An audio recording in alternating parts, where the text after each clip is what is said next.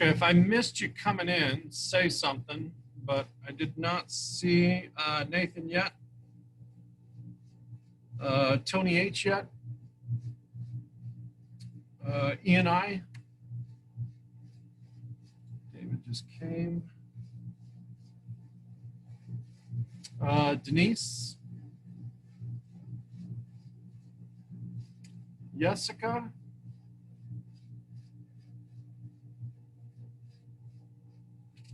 I think that's it. All right, if they come, we'll get them caught up when they get here. So a couple of things. As I said yesterday, in Aries, your syllabus acceptance, as well as your individual login assignment, taking the pretest in Admentum and then submitting either the screenshot or the URL of that finished pretest started showing up in Aries yesterday. So if you've turned it in, you should see your score. You want to double check that. If you did not do the pretest correctly in terms of what you were supposed to do to illustrate that you had finished those 16 questions, you had a 0, and I left a message for you in your submission. If it's red, that means I didn't see that you turned it in or you didn't submit it yet, and it's still open, so you can turn that in for full credit. And then today, as I said, we will start our content. So we're going to take a look at some of the basics about what is economics, what's the study of economics, what does that mean for us. We'll go over the idea of scarcity. We'll go over the idea of opportunity cost, touch a little bit on factors of production, what those are, as well as sort of a basic overview of what study of economics do we have, whether it's macro or micro, and then the economic systems that fit through in. Tomorrow we'll take a look at what you need to do before next Monday, February 1st, as we move on. So go ahead and get to your Canvas homepage. It looks like this, and I'll show you where week 3 and module 3 is located. Record the roll here. Right, still no Nathan?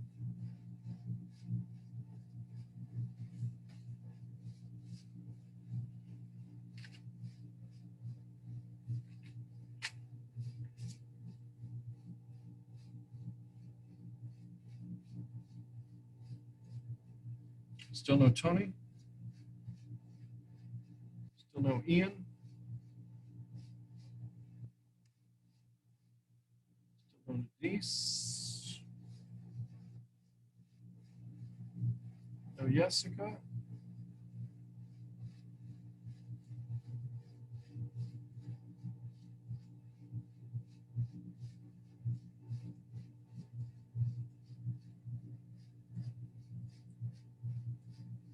All right, so if you want to use this icon down here, you can.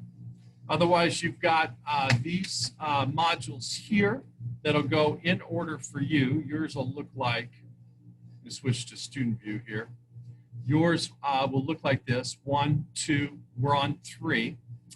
So if you go ahead and go down to what is economics, this will give us what we are looking at.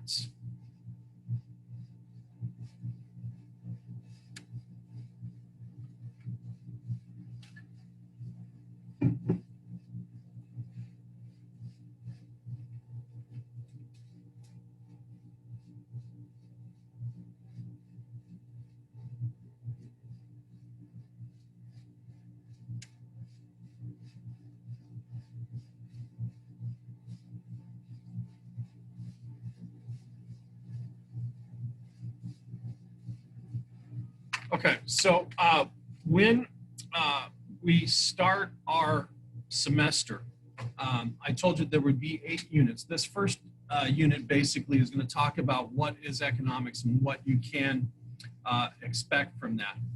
So we will take a look at what is the study of economics and what does that mean, especially for us. I've got some notes over these ideas of scarcity and opportunity cost, basic outline of economic systems. We'll touch lightly on the factors of production, and then tomorrow we'll take a look more closely at scarcity opportunity costs as well as economic systems. If you click on the next page, what I'm going to do is I'm going to set you up with a electronic textbook so that you don't have to come on campus, which may help you refer to a couple of things. So go ahead and click on the next page and get to this where it says presentation in TCI. And I'm going to put the login here into the chat room.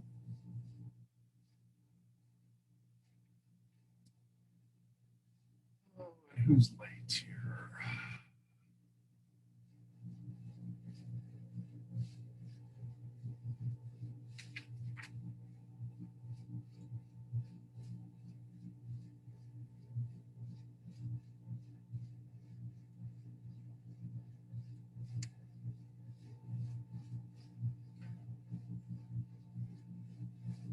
Okay, so as I said, what we're going to do is we're just going to set you up so that you have access to an electronic textbook if you want it. And it's going to be through TCI.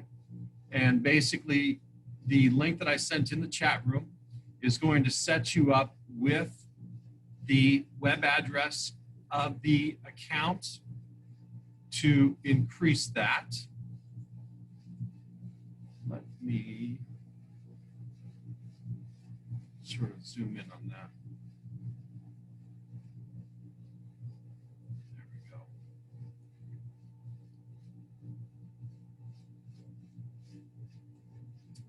All right, so hopefully you can see that okay. So up at the top, and as I said, it's in the chat room. But basically up at the top, you are going to add my email address. It is last name first, then your first name, and then your username should be your school email address. I would keep your tablet password as the password there and then confirm that, but create an account. And let me put that into the chat room as well. So the email address that you want to use to be able to see my classes, I'm putting in the chat room now. And as I said, this is only so that you can access a textbook if you want it. Make sure that you do your last name up at top, then your first name, right? Username should be your school email address, and then I would keep your tablet password as the same. And then what that'll allow you to do is to sign up. You'll choose, obviously, period 2 as the class you want to join.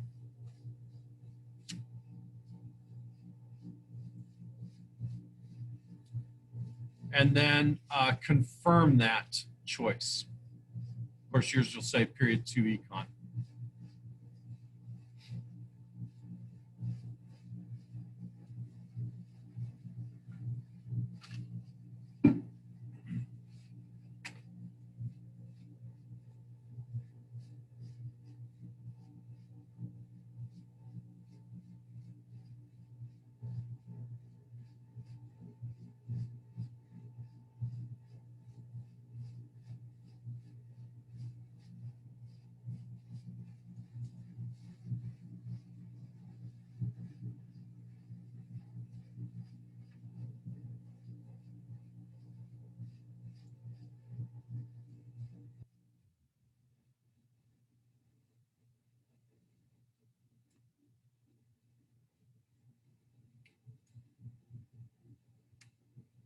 Okay, Alexa, you want to use your school email address as your username.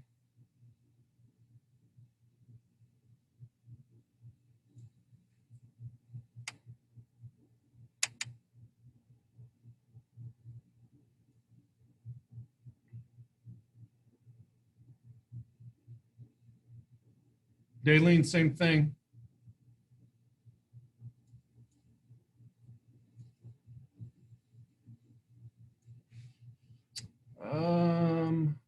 Let me see. Yeah, I'll remove, if you didn't use your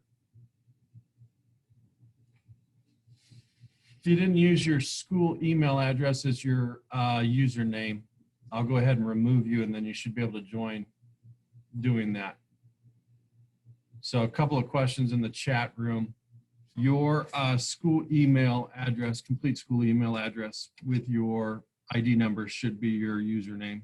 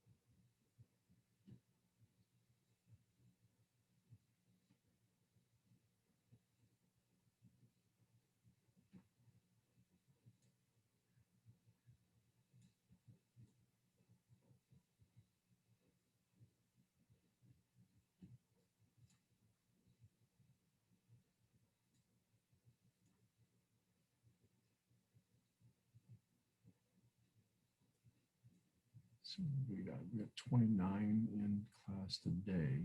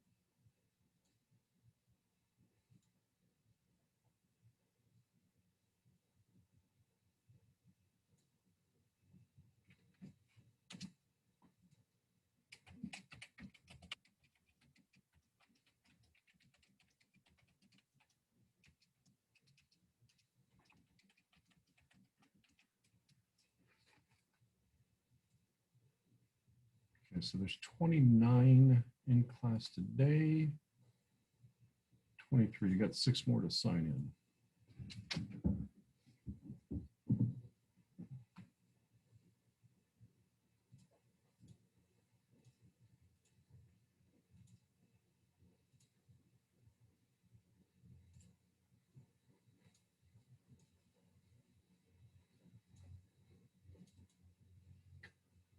Okay, so a couple of things I want to show you in terms of what you have available to you. You will be able to use this as a resource without having to come to school and get a textbook. So a couple of things here. One of the things we're going to touch briefly on is economic systems today. You can look through some of the slides that they have. They also, if you click on the left-hand side in terms of your student program, a text. So there's a text just sort of explaining and introducing this idea of an economic system, right? Who decides how the economic systems are put together? It's just a resource for you if you want to have it in terms of things that we may cover in class without having to come to school and get a textbook. So it's available to you all times of the day.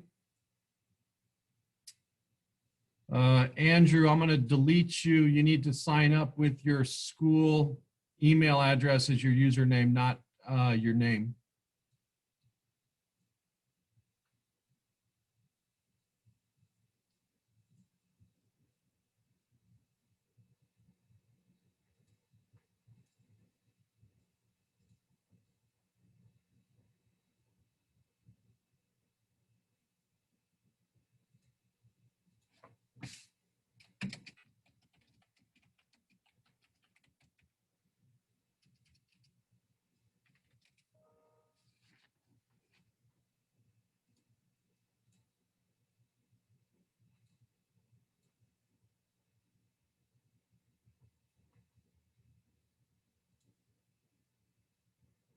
Okay.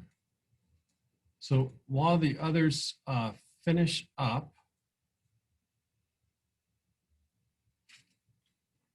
yeah, so for TCI, again, use your full school email address, your 6 digits at students-smjuhsd.org as your username. And then I would keep your password the same as the tablet password. All right, so we've got 5 or 6 that are finishing up, signing up for that. In your Canvas module for 3, go ahead and click on Next and get to this part here where we're talking about scarcity and opportunity cost.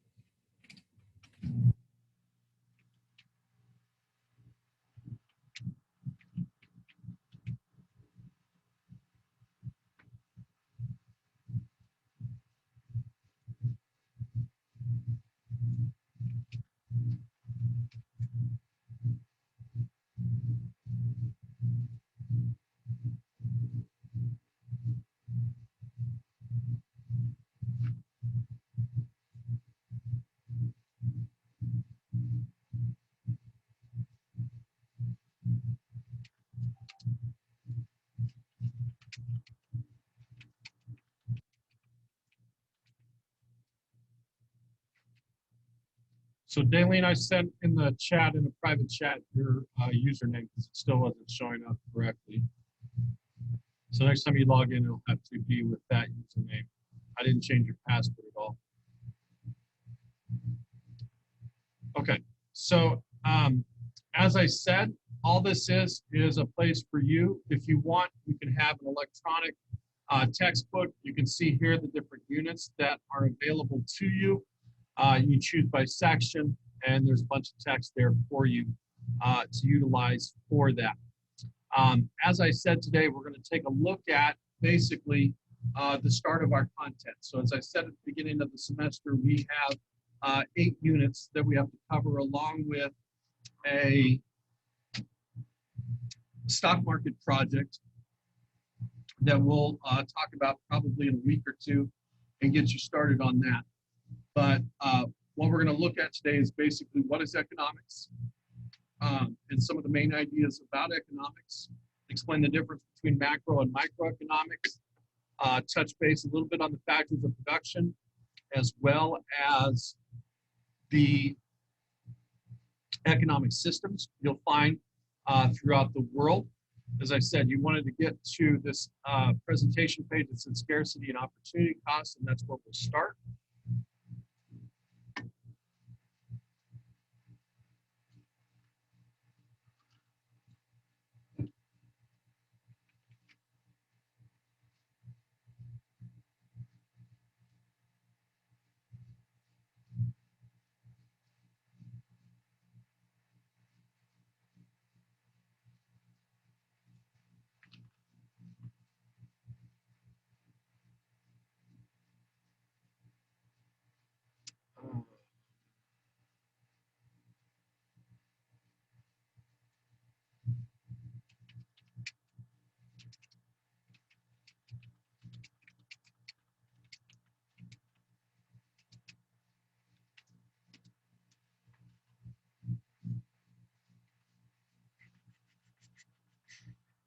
Okay.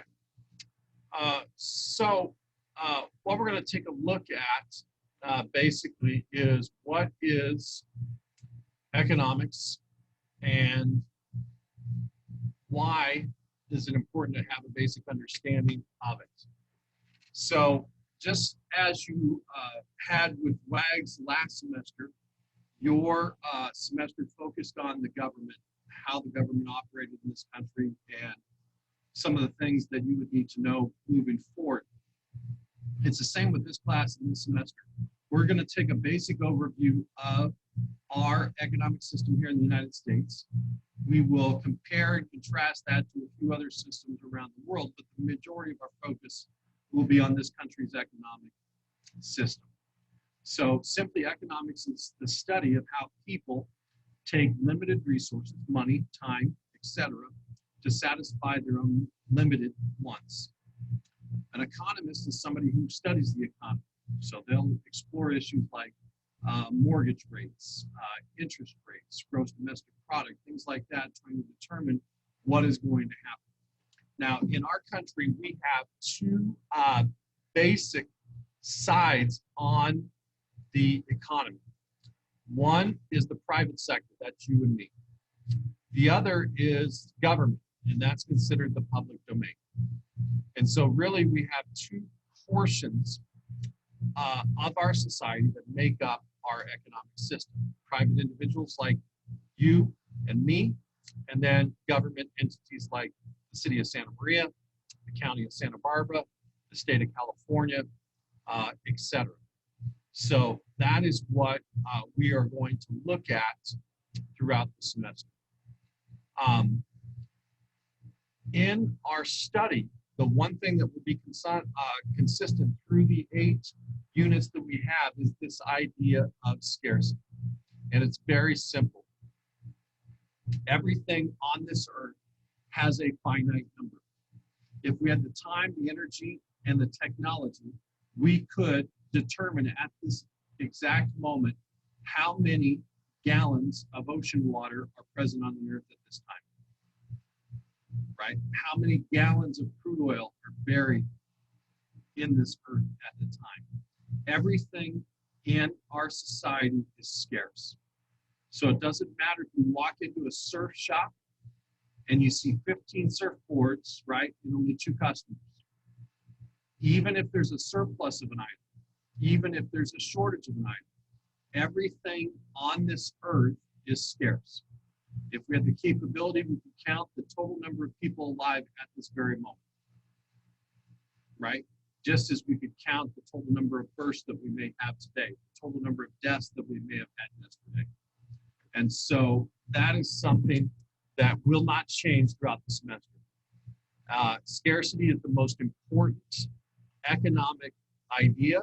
It's the most important economic problem of our time, because we have to make decisions based on the fact that we know we can't just walk into a particular location or type and do everything that we want, right? Generally, even the richest person in the world has money that will come to an end. So even if you're Jeff Bezos, right? Bill Gates, Elon Musk, you will have, if you spend enough money, a limit, right? And that is this idea of scarcity. So scarcity is this idea that we have limited amount of products, limited amount of services, limited amount of energy, limited amount of resources, right? There are only so many iPhone Apple 12s in the world. There are only so many barber shops in the world. There's only so much kilowatt hours that PG&E can provide the Central Coast because of their scarcity. And then resources, right? There's only so much water in the world. There's only so many corn plants in the world. Whatever you want to determine, everything in this world is scarce. So no matter how it's worded for you, you need to keep that in consideration. And this idea of scarcity is actually what gives us value. If nothing was scarce, we wouldn't have value on things. Gold wouldn't be more valuable than silver. Silver wouldn't be more valuable than bronze.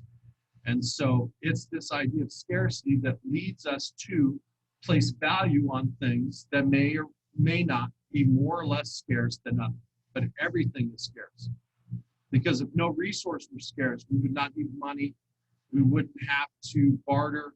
We wouldn't have to have these systems. We would just go out and get whatever we want because there would never be an end to it. And generally, things become more expensive because people want more and more, right? People want more than they can afford.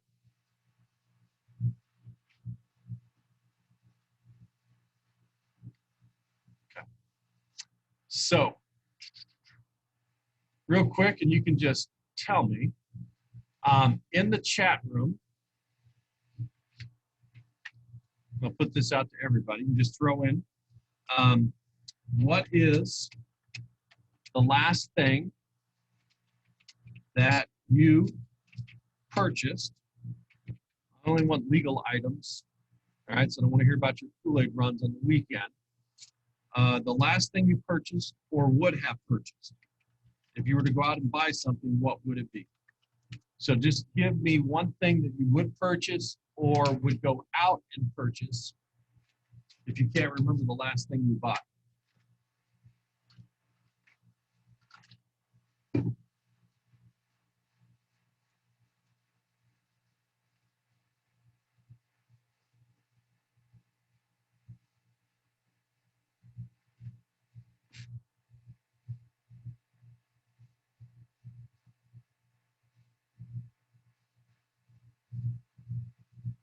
Okay, so we got shoes.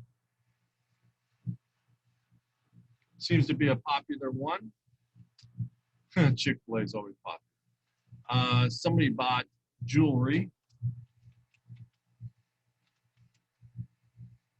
Oops, helps if I spell it right. Clothes. Ice cream, a pillow. Soy sauce. So I'll put food as well.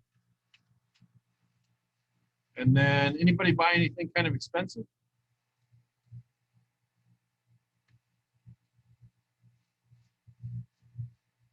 I guess shoes are expensive depending on what kind of shoes you bought, huh? Got shoes, I need one more.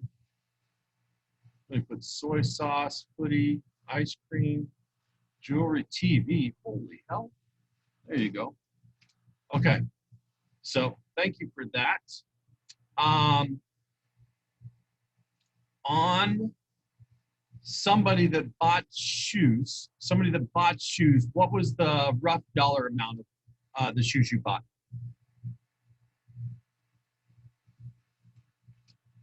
How much?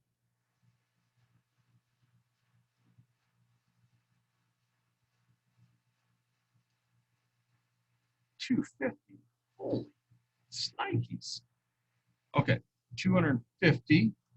And if you want to, you can just yell it out. Jewelry, somebody that bought jewelry, what did you spend?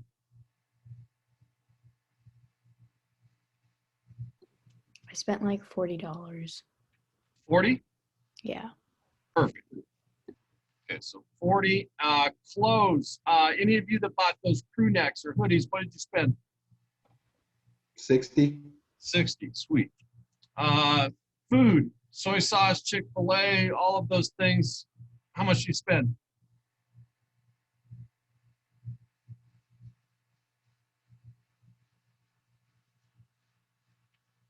$15.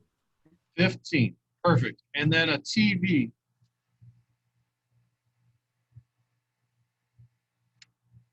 What'd you spend?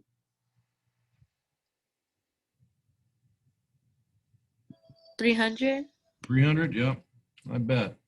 Okay, so thank you for that. So here's a couple of things when we take a look at, right? Generally, people have limited resources because of scarcity.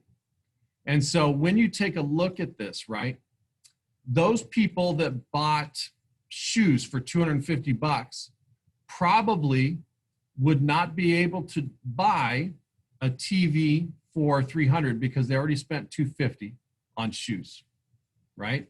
And so if we took a look at this, right, if you spent 250 on shoes, you probably gave up the idea of buying the TV. And if you spent $40 on jewelry, you probably gave up the idea of clothes.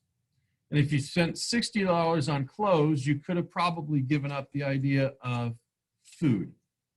If you spent $15 on food, right, maybe you did not have enough to go buy the hoodie that you were talking about or your friend bought. And then if you bought a TV for 300, maybe you couldn't go buy a surfboard that you want. And so what this illustrates is that every time we make a decision, right, every time we make a decision, we can attach a dollar value to that. And we can use that dollar value to talk about what we got as well as what we would have given up. And so in economics, what we're going to have is this idea of an opportunity benefit,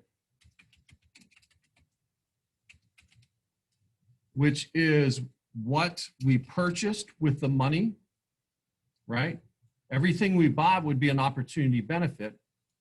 Everything we gave up is going to be an opportunity cost, right? And so we can talk about these things in economics in terms of dollar amount, but also in terms of product, right? Also in terms of product. And so if we look at this, it's the same idea that you go over when you are thinking about different items, different costs, how to spend your time. So because we have scarcity and everything in the world is scarce, there's nothing that is not scarce, we have to make trade-offs.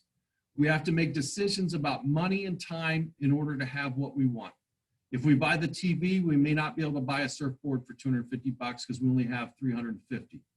When we decide on what we want, we in turn made a decision to give up something else. Your example today, all of you came to class, right? So all of you came to class. You came to school in hopes of being smarter than you were yesterday.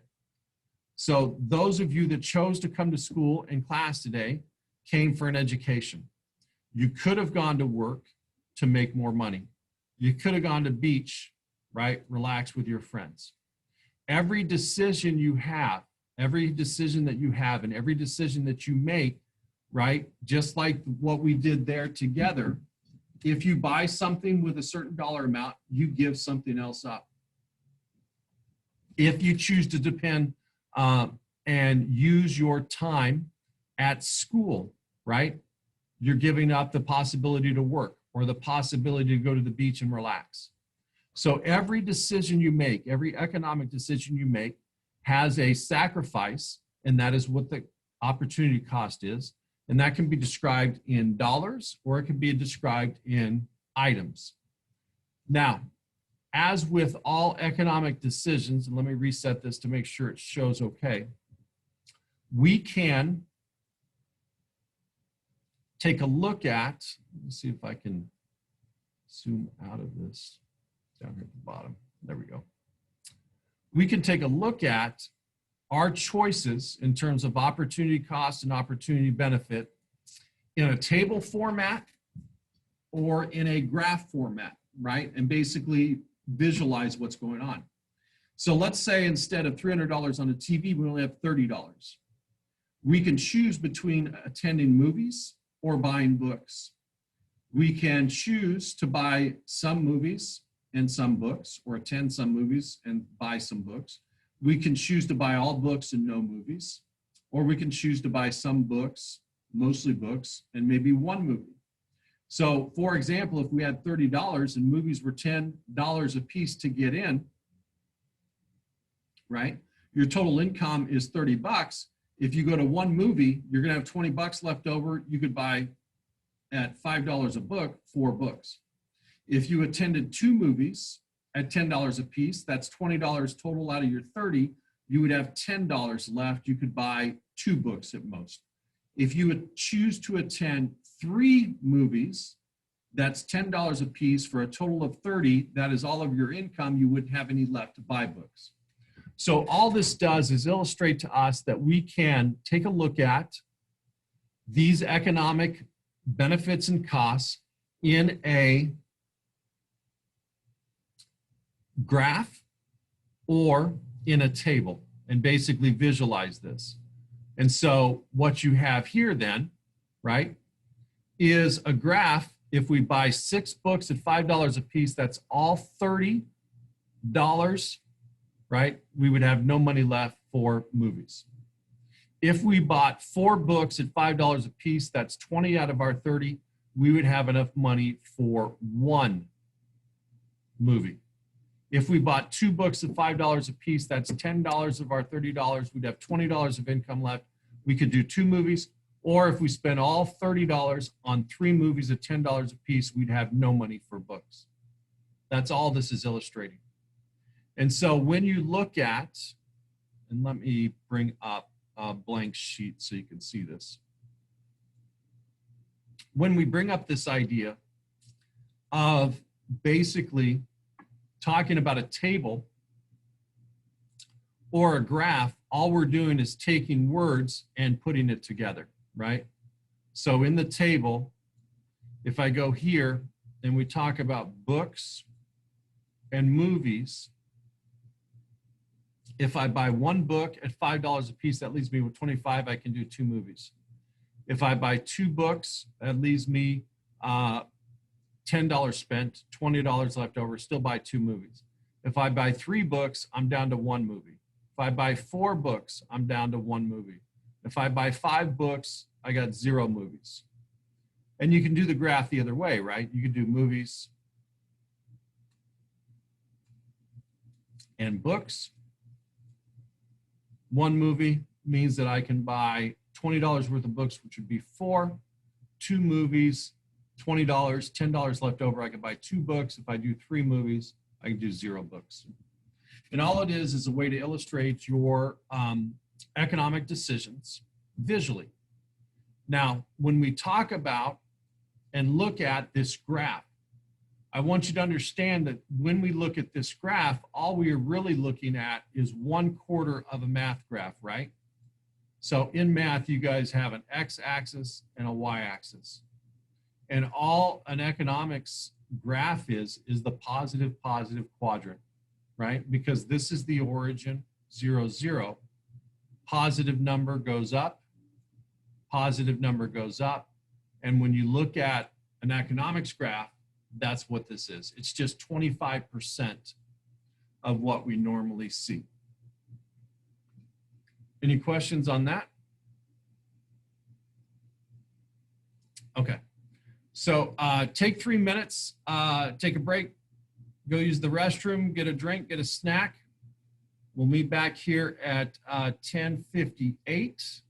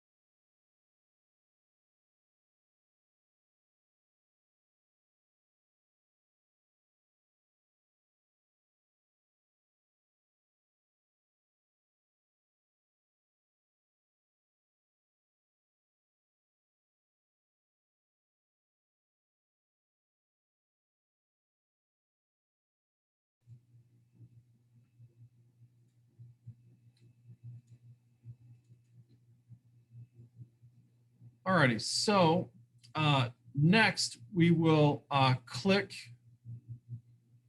past this page. So you can go to the next page here on your canvas. We've got a little explanation sort of scarcity. and an overview, a quick outline of factors of production. So let me make sure this is set.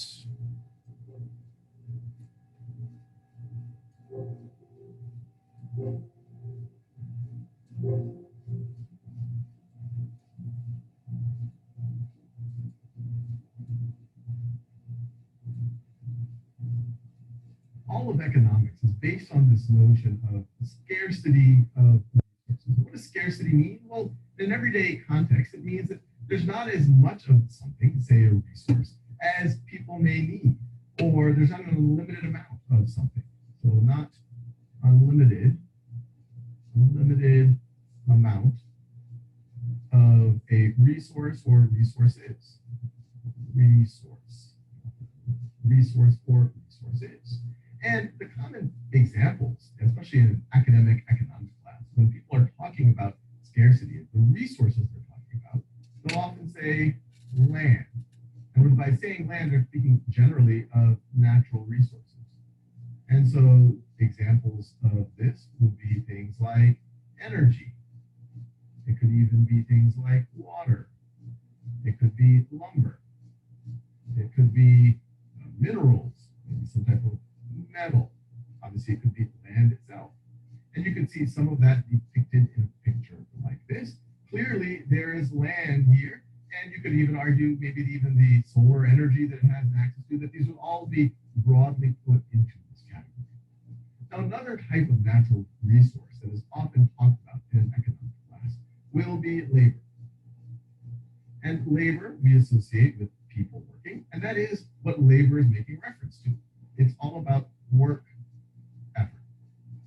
And when we talk about work effort, we can talk about the workers and how much they're working. So hours of labor. Hours of labor. And this picture right over here is a clear picture of some workers. Now, another resource that you will often talk about in the context of scarcity is capital. And capital can be a little bit confusing at first. Well, it's things that people make in order to make other things. So things made to make other things. And so just to hit the point home here, pause this video. In these pictures, what capital do you see? Well, there's actually a bunch of capital pictures. There's some of the obvious things like these tools. This would be a clear example of capital. Even these buildings are used to maybe store animals or crops. So these are things that someone made in order to help make other things. And some of maybe the less obvious things, even you might not even notice it at first, there's these power lines here. This is, someone made this in order to help us distribute energy, which could be used to make other things. So that too could be used, that could be an example of capital. Now, the fourth resource that we will hear folks talk about is really thinking about, well, how do we know how to combine these first three types of resources? And we could call that entrepreneurship. Entrepreneurship. Sometimes people will refer to technology, but this is all how to combine all of the above right over here, 1 through 3, these types of resources right over here. Someone had to decide that, hey, these were good places to put these storage houses. Someone had to decide where to put the power lines. Someone just had to decide what crops to plant here and how to plant them. Someone had to decide, well, what type of labor do we need? What type of land, what type of capital, the actual factory building, the factory equipment do we need in order to produce whatever these folks are producing? And that general notion you could talk about as entrepreneurship. And so the big picture here is think about the world around you. There is not an unlimited amount of land, especially if you're thinking about land for a specific purpose. There's not an unlimited amount of natural resources, energy, lumber, some type of metal. There's not an unlimited amount of labor. There's only so many people who exist. And there's not an unlimited amount of capital. We don't have an infinite number of buildings or equipment. And we don't have an infinite amount of entrepreneurship. We can only have so much energy to think about how do we put these other things together. So I will leave you there. And as we go further in our quest in economics. Right. And so why I show that to you is when we get to this idea of scarcity, we know that different products are made up of different resources, right? So if we talk about shoes, if we talk about jewelry, metal, clothes may be made of cotton, food may be made from ingredients grown on a farm, TV made from various circuits, right? All of these things are part of what we would describe as factors of production, whether it be land, whether it be labor, whether it be capital, or whether it be business knowledge, entrepreneurship, as they said. And we'll dive into that as well throughout our semester. Go ahead and click on to the next page and I'll finish up with you with a brief overview of economic systems.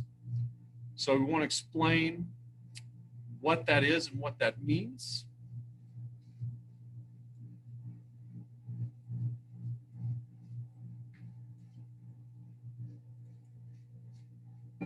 Okay, so as I said, most of this semester is going to be based on an idea that is referred to as macroeconomics, the economy of a whole society, a whole country. We will touch on some microeconomic aspects with what we did when we made this list, right? This isn't the entire choice of all of society. It's a small portion of it, right? A small portion of those involved in our room. So the difference between macro and micro is the entire economy of a society or a country. Micro is examining the choice of individuals concerning a product, a business, or maybe even an entire industry. Now, that video that talked about the idea of scarcity and how the factors of production are utilized goes to the basic economic question that needs to be answered by each society. And that is, what are we going to produce with our limited resources? How are we going to produce those goods with our limited resources? And for whom will the goods and services be produced in our limited resources? So every society, every country has to answer these three questions of what, how, and for whom. How they do that determines the type of economic system that they have. So what is produced is basically how a society determines, right, what they need. So food, clothing, shelter, education, roads, defense. How are we going to produce those goods and services? How are we going to produce food? How are we going to produce clothing, right? Is it going to be labor intensive or capital intensive, right? In areas like state of Arizona, crops like cotton that don't need a lot of water are grown there because they don't have access to an immense amount of water like they might in the Central Valley or they might in the Midwest. So depending where you're at, might also determine what you're going to produce. For whom you're going to produce. Once you make the products, once you develop the products, once you grow the products, who's going to get them and how are we going to distribute that? So the questions of what, how, and for whom is basically a society's way of determining what sort of economic system they have. And there's four types of economic systems. There's a traditional system based on customs, sometimes religion. There's a market system based on individual choice, basically with little to no government interference. There's a command economic system that is based all on government's choice with very little input from the people, right? China, North Korea, other traditionally communist countries like Cuba. Then the fourth economic system is a mixed system. And the mixed system basically is a mix of market and command. So if you took market and command, right, some government interference, some people interference, put that together, that's where you would get mixed. So how a country answers the three questions determines the type of system they have. Iran, very traditional in terms of social issues. They probably have a more traditional economy. right? There's certain things you can't buy in Iran because society doesn't allow for that. A market economy is where individuals decide what, how, and for whom. Example of that would be the United States, even though we are more mixed than market. Command system, 3 questions decided by the government. That would be China, right? China controls the internet. You can't go out and just buy things off the internet like you could in the United States or other countries because China controls what is seen on the internet. And then a mixed economy questions are decided by a combination of the market, which is people, the government, right, which is the ruling group in a country. Example of that would be France. And as we've said, right, scarcity creates this budget restraint. It really wouldn't matter what type of system you had if resources, time, energy, products, people weren't scarce, but they are. And so because we have scarcity, society, whether it's a country, need to answer what, how, and for whom, and then determine what is the best way for their society to do that. And that's how you get to an economic system that people will look to for the production of what their society gathers. Any questions on that? Okay, so when we meet tomorrow, we will take a look at these last 2 items here, right, that are due Monday, February 1st. So we'll go over scarcity and opportunity cost again. We'll go over the basic economic systems real quick again, give you your assignment, and you'll be done for the week. If you needed help getting logged into TCI correctly, let me know. Other than that, we will see you tomorrow at 10:10. Have a great day.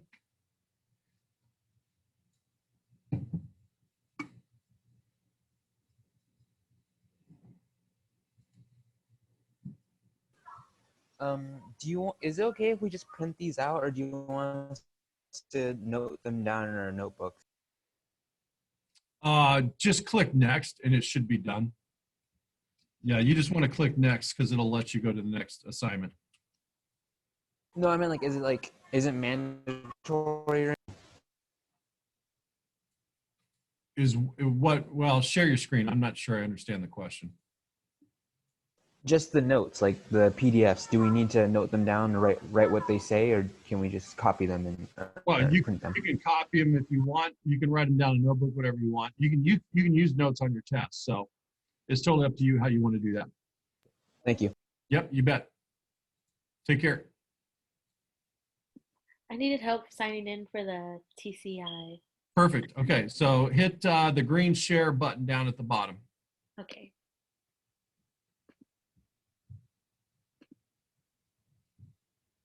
Okay, so click on the TCI icon down there.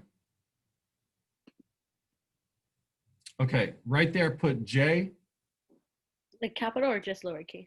just lowercase, GR. No, got to put a G Oh, after the J. AA, CK, and it's at smjuhsd.org. And then username, put your school email address.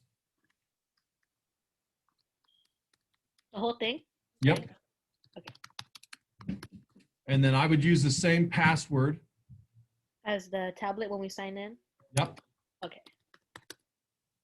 And then create account. Oh, create account. Okay, Yeah, so click on the green create account button now. You can do it now. There you go.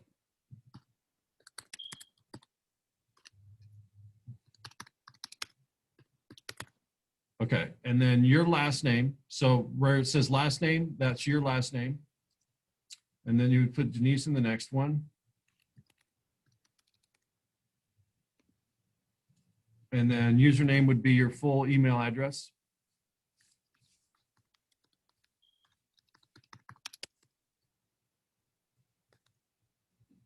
And then, yeah.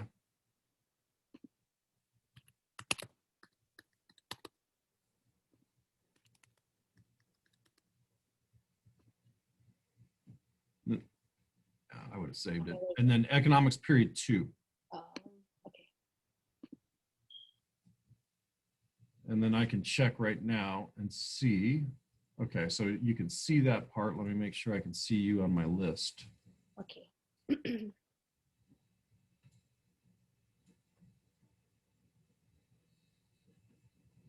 Yep, you're perfect. You're all set. Thank you. Yep, no problem. Have a good one. Okay. Who wants to go next, Cassidy or Amanda?